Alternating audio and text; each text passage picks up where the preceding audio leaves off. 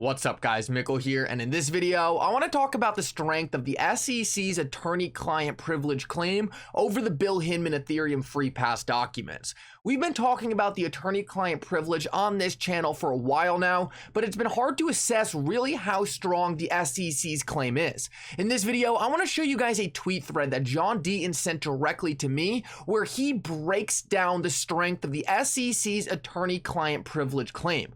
Now guys, this is so important to understand because this is really the last barrier in our way to getting the Ethereum free pass documents handed over to Ripple. In this video, I want to break down in a really easy way what the SEC's chances of winning this argument actually are. Guys, this is a critical aspect of this case right now. A ton rides on it, so I want to show you guys if the SEC really has any chances of winning this. We also have some brand new, very exciting information to go over relating to Ripple's involvement and XRP's involvement with the US Federal Reserve. Guys, I fully believe one day the Federal Reserve will be using XRP to transform its payment system. Guys, at the end of this video, I want to show you some direct links between Ripple, the Federal Reserve, and XRP. Guys, for XRP to really one day be the standard, it needs to gain adoption from the largest institutions in the entire world. At the end of this video, I want to show you guys that we are actually a lot closer than many of you might think. Like always, guys, if you are new to this channel or come here all the time, please take a second to hit the like and subscribe button down below. It goes such a long way in helping this channel grow, and it really does mean so much to me. If you guys are ever looking for a good place to buy some XRP, make sure to check out the link in the description below. With that said though, let's jump right into it, and I hope you guys enjoy the content.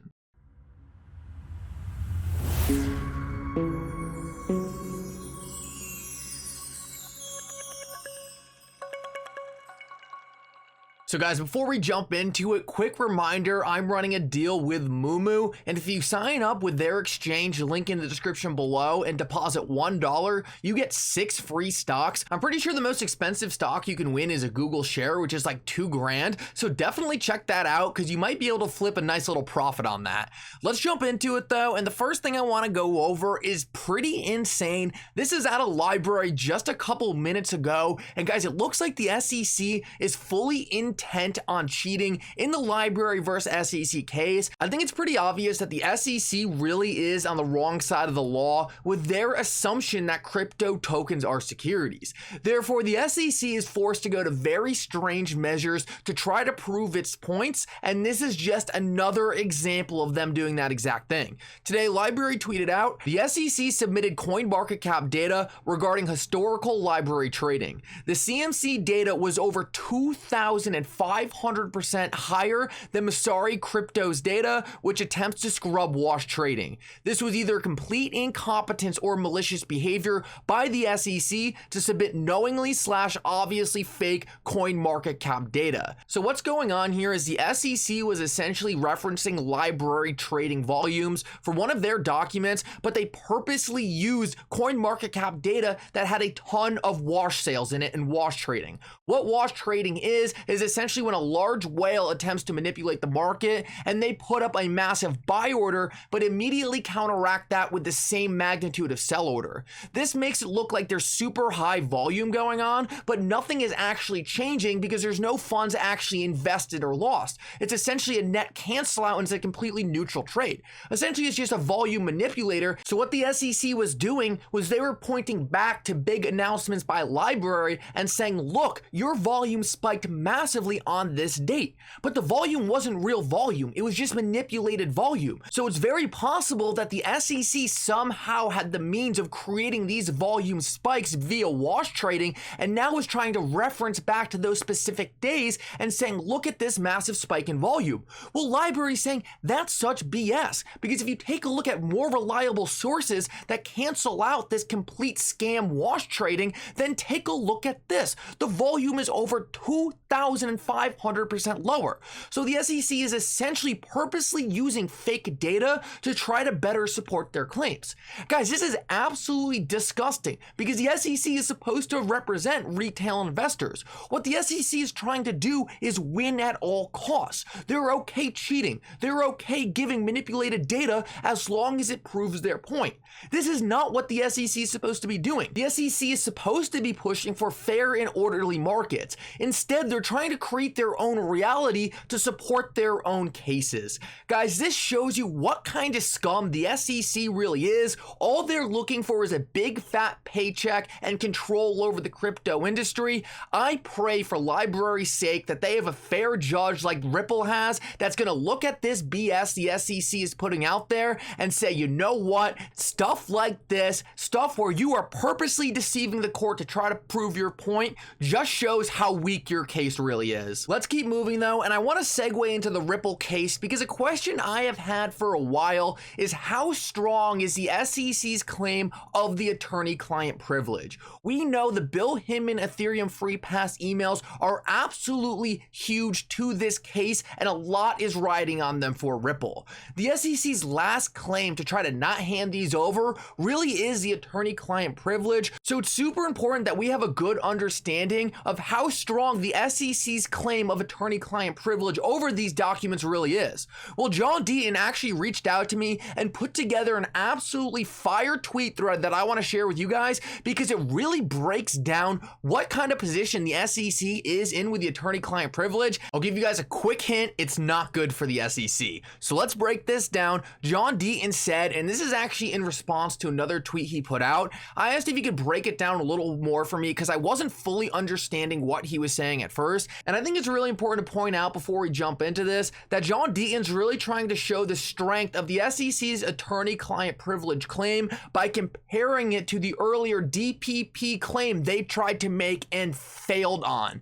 We already know that the SEC failed on the DPP claim, so he's going to compare this new attorney-client privilege claim to the DPP claim to try to assess how strong the SEC's attorney-client privilege claim will be with the court.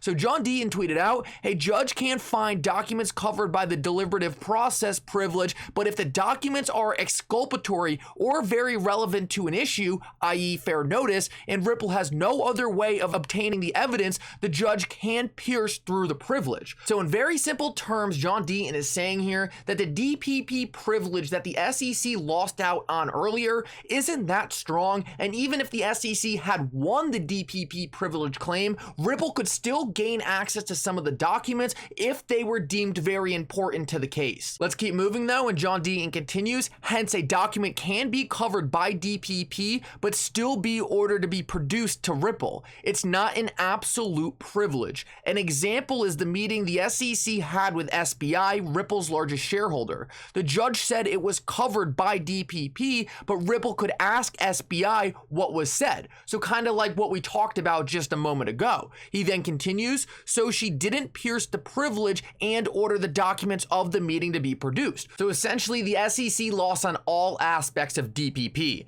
Let's continue. The attorney-client privilege in this case has no exceptions like the DPP privilege. It is a bulletproof privilege. So if you were the SEC, you would have argued the attorney-client privilege before arguing the weaker DPP privilege, and boom, that's our answer right there. The DPP privilege is significantly weaker than the attorney-client privilege. Therefore, if the SEC had any confidence in applying the attorney-client privilege to this case, they would have led with it. The attorney-client privilege is the stronger privilege. So if the SEC had any confidence in their claim that these documents fall under the attorney-client privilege, that would have been their first argument. But instead, they led with the weaker privilege, but the easier one to argue, because they weren't ever confident in any privilege being applied to any of these documents. So now with them trying to apply the attorney-client privilege, a much harder thing to argue but a stronger privilege,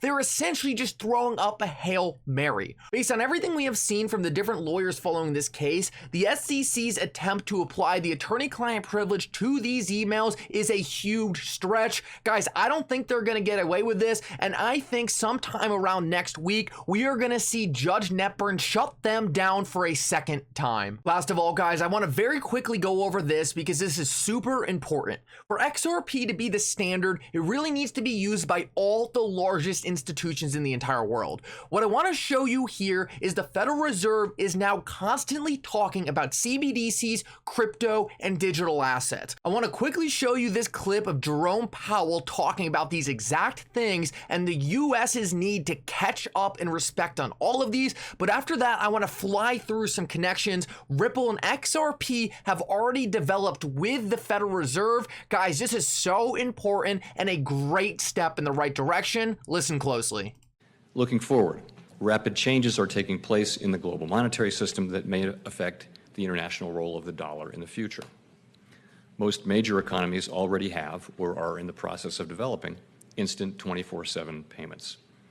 Our own FedNow service will be coming online in 2023. And in light of the tremendous growth in crypto assets and stablecoins, we are examining whether a U.S. central bank digital currency would improve upon what is an already safe and efficient domestic payment system. As our white paper on this topic notes, a U.S. CBDC could also potentially help maintain the dollar's international standing. So guys, as you could probably pick up on by listening to that, there is a sense of urgency. There's a sense the US is falling behind. Why is that a good thing? Because the more the US falls behind, the more the Federal Reserve is gonna have to look to already develop technologies to catch up. They don't have time to build their own system. They're gonna use a system that is already proven and is already up and running. Well, we all know what system I think they should use, but don't listen to me. Let's listen to Harvard. Harvard directly says in this report that if the Federal Reserve is behind, then they should leverage a system that is already up and running. What is a potential option to build a digital dollar on? We'll take a look at this right here. They directly mention XRP and XLM. Guys, I really do think XRP has a big start on XLM on a lot of this stuff. But guys, even the fact that these two are the ones in the discussion is a huge step and shows that, guys, there is a silence around XRP for a reason. The public isn't being told what's happening behind the scenes, but there is no doubt behind the scenes, the big players are watching XRP. But guys, the connections don't stop there. Right now, we are currently watching Michael Barr, a former Ripple board member, being nominated to the Federal Reserve. Guys, what token do you think he's going to be pushing the Federal Reserve to use for their new CBDC? I have a pretty safe guess. I'm going to put my money on XRP. One last thing, I'm not going to play this clip, but right here, David Morgan directly says that if the Federal Reserve, if the US is behind on their CBDC, then it makes the most sense to adopt a technology that's already built out, already proven, and already works. Guys, that's XRP. I cannot wait for the day I hear the word XRP coming out of Jerome Powell's mouth. That will be a day to celebrate. Guys, thank you so much for coming. I hope you enjoyed this update. Make sure to like and subscribe. It really does help me out so much. But for now, Mickle out.